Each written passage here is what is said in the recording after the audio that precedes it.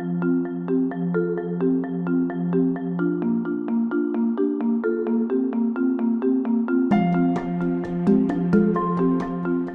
believe that storytellers are not born, they're made.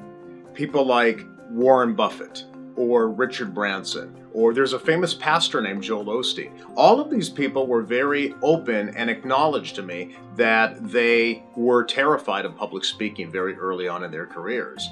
So they learned how to become better communicators, and primarily through the vehicle of story, of narrative.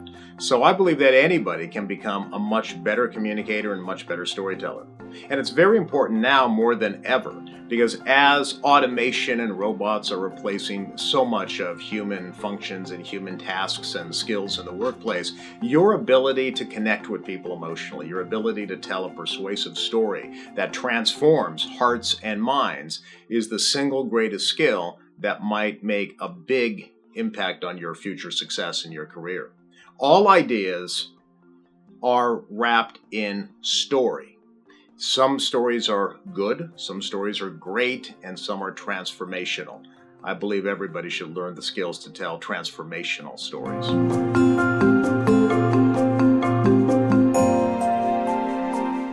I'll give you one tip in particular, and I think this is the most powerful. Tell more personal stories.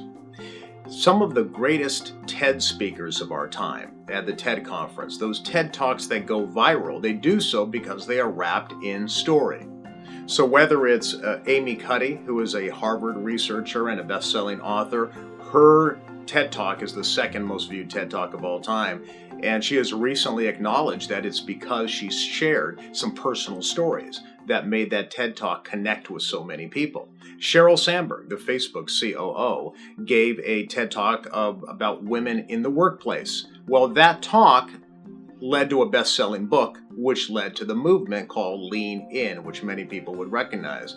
60 to 70% of Sheryl Sandberg's talk was made up of personal stories. Not the facts and figures, but how she herself had a connection to that particular topic.